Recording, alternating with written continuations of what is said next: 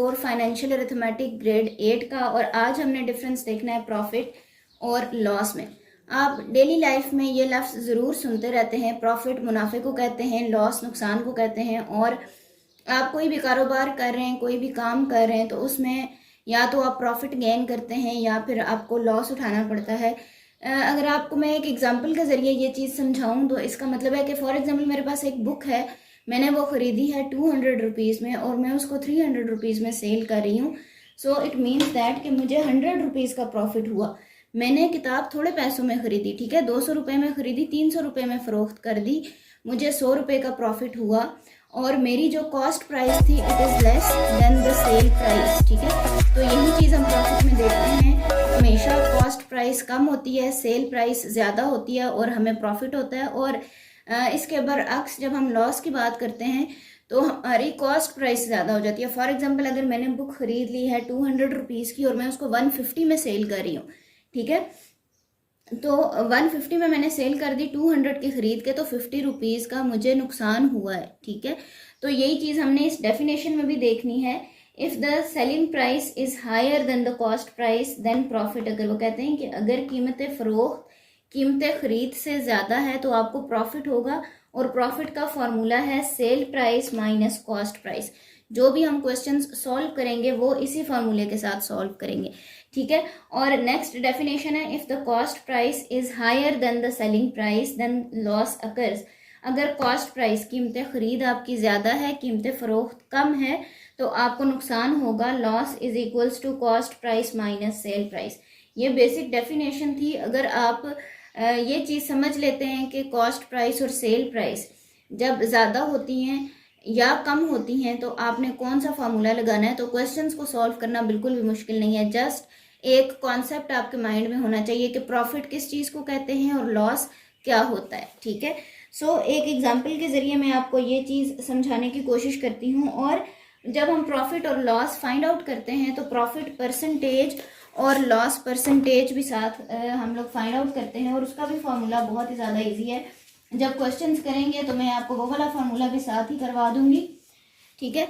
तो क्वेश्चन क्या है हमारे पास, Saud bought a motorcycle for ₹50,000 and sold it for ₹56,000, ठीक है। ये हमारे पास क्वेश्चन है कि सऊद ने एक मोटर बाइक खरीदी 50,000 रुपीज़ की, तो उसकी कॉस्ट प्राइस कितनी हो गई, 50,000 रुपीज़, ठीक है।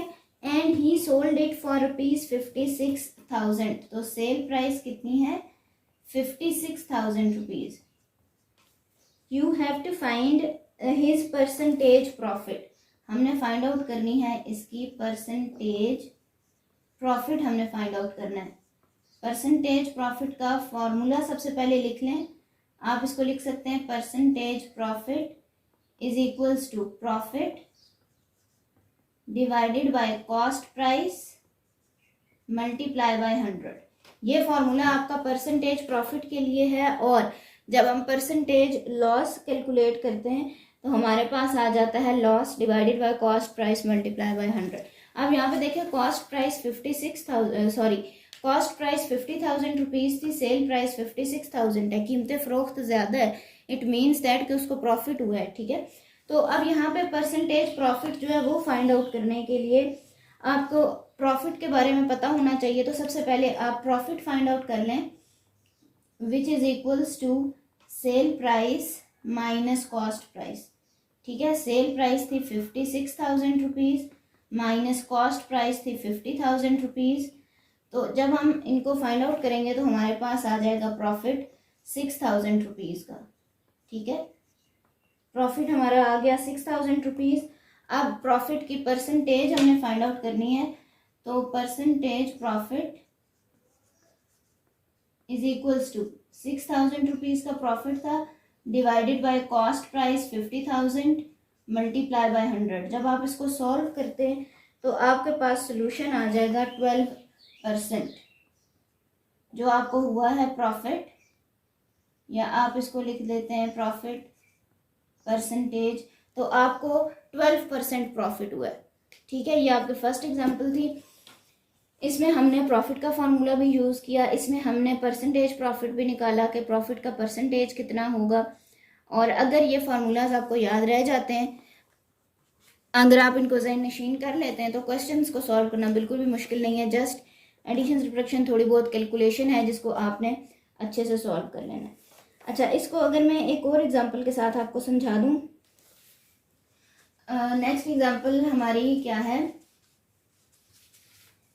कि Hamid bought a piece of land worth ₹3 lakhs and sold it for ₹2,40,000. Find his profit और लॉस परसेंटेज। वो कहते हैं कि हमीद ने एक ज़मीन का टुकड़ा ख़रीदा 3 लाख रुपए में और उसे फ़रोख्त कर दिया 2,40,000 रुपये में। उसका प्रॉफिट परसेंटेज या लॉस परसेंटेज फाइंड आउट करें। तो हम देख लेते हैं कि उसको प्रॉफिट हुआ है कि लॉस हुआ है। तो कॉस्ट प्राइस कितनी थी? 3 lakh rupees and sale price 2,40,000 rupees. अब आप लोग देख रहे हैं कि जो कीमतें फ़रोख्त है वो कम है और कीमतें ख़रीद ज़्यादा है। इट मीन्स दैट कि उसे नुकसान हुआ है। तो लॉस है हमारे पास cost price minus cell price. इसमें से जब हम इसे माइनस करते हैं तो 60,000 रुपीज़ का उसे नुकसान हुआ है। 60,000 रुपीज़ का उसे नुकसान हुआ है। और जब हम लॉस की परसेंटेज फाइंड आउट करते हैं तो उसका फॉर्मूला मैंने आपको बताया था, ये आ जाएगा loss divided by cost price multiply by 100। नुकसान हुआ है 60,000 रुपये का, कॉस्ट प्राइस थी 3 लाख मल्टीप्लाई बाय 100। जब आप इसे सॉल्व करते हैं तो लॉस की परसेंटेज आई है 20%। उसको 20% नुकसान हुआ है इसमें, ठीक है। अच्छा जी, ये क्वेश्चन आपको समझ आ गया। आई होप सो कि आपको आज का टॉपिक समझ आ गया होगा। अगर फिर भी कोई प्रॉब्लम है कमेंट्स में पूछिए। कुछ चीज़ समझ आ रही है, नहीं समझ आ रही, कमेंट्स में लाजमी पूछ लीजिए।